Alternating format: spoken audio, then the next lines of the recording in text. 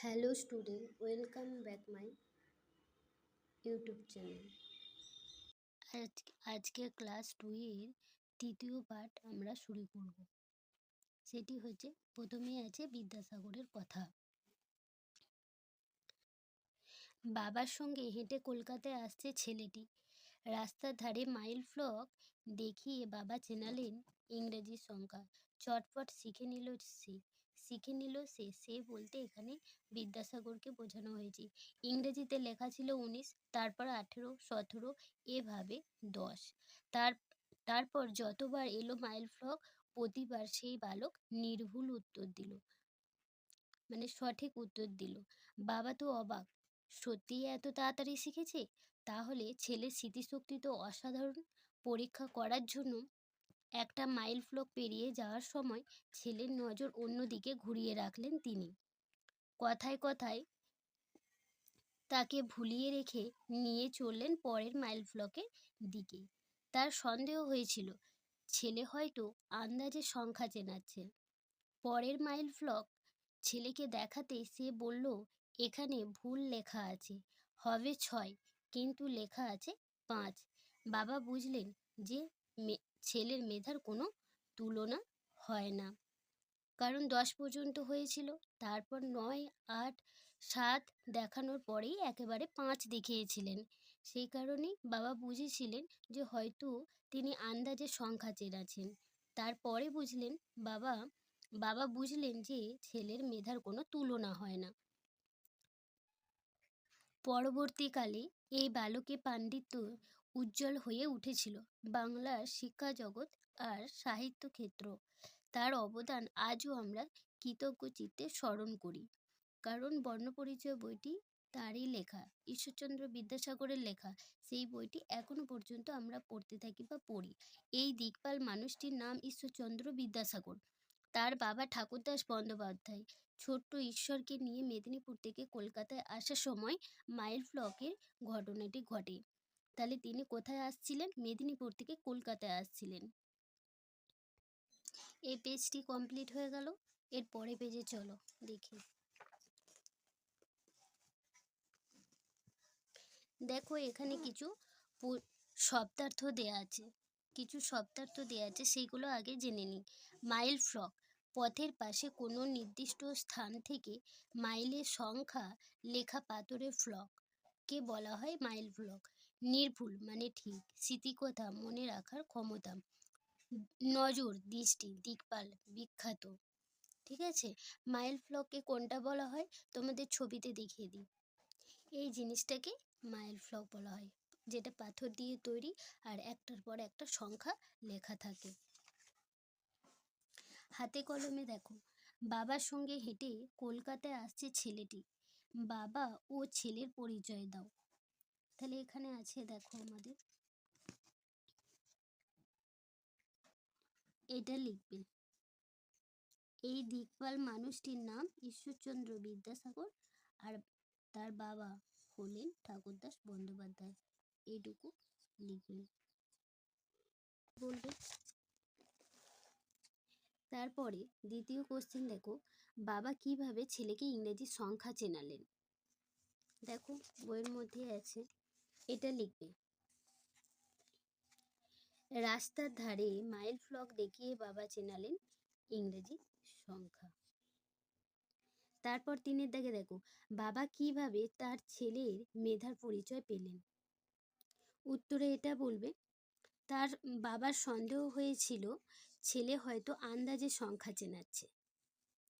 কথায় কথায় তাকে ভুলিয়ে রেখে নিয়ে চললেন পরের মাইল ফলকের দিকে। এই জন্য পরের মাইল ফলক ছেলেকে দেখাতেই সে বলল, এখানে ভুল লেখা আছে, হবে 6 কিন্তু লেখা আছে 5। বাবা বুঝলেন যে ছেলের মেধার কোনো তুলনা হয় না। এই পর্যন্ত তিনি কোশ্চেনটা অ্যান্সার দেবে।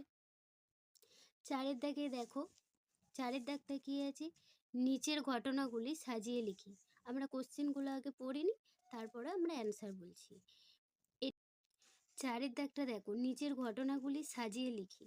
এখানে সাজিয়ে লিখতে বলেছে, পরীক্ষা করার জন্য একটা মাইল ফলক পেরিয়ে যাওয়ার সময় ছেলের নজর অন্যদিকে ঘুরিয়ে রাখলেন তিনি। দুইয়েরটা দেখো, রাস্তা ধারে মাইল ফলক দেখিয়ে বাবা চেনালেন ইংরেজি সংখ্যা। তার সন্দেহ হয়েছিল ছেলে হয়তো আন্দাজে সংখ্যা চেনাচ্ছেন। বাবা বুঝলেন যে ছেলের মেধার কোনো তুলনা হয় না। পাঁচেরটা দেখো, পরের মাইল ফলক ছেলেকে দেখাতে এসে বলল এখানে ভুল লেখা আছে। তাহলে চলো দেখি, এটা হবে, আমরা প্রথম পড়েছি এটা, এটা হবে 1। রাস্তার ধারে মাইল ফলক দেখিয়ে বাবা চেনালেন ইংরেজি সংখ্যা। তারপর হবে তার সন্দেহ হয়েছিল ছেলে হয়তো আন্দাজে সংখ্যা চেনাচ্ছে, এটা হবে 2।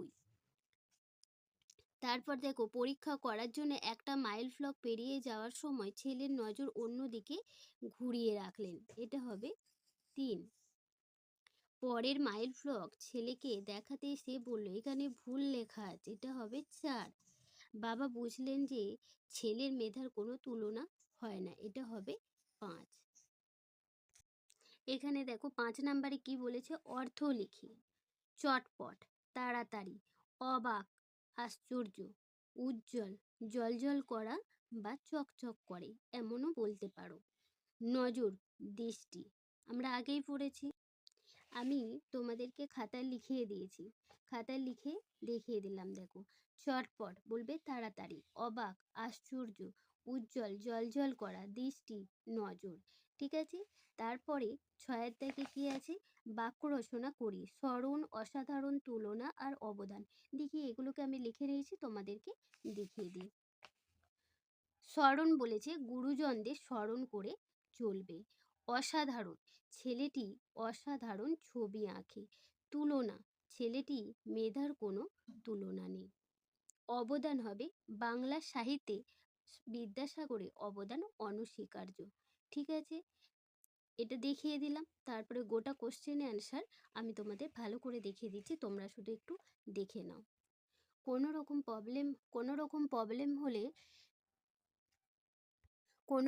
প্রবলেম হলে কমেন্ট করে জানাবে, আমি অবশ্যই আবার তোমাদেরকে নতুন করে দেখিয়ে দেবো বা শিখিয়ে দেবো।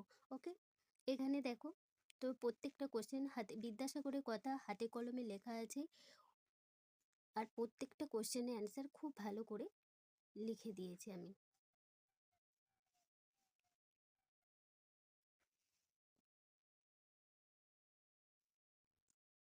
এটা একটু দেখবে, তার মধ্যে একটু 2-4 লাইন একটু বড় আছে, তোমরা একটু খুব ভালো করে নজর দিয়ে দেখে নেবে যাতে কোনো অসুবিধা না হয়।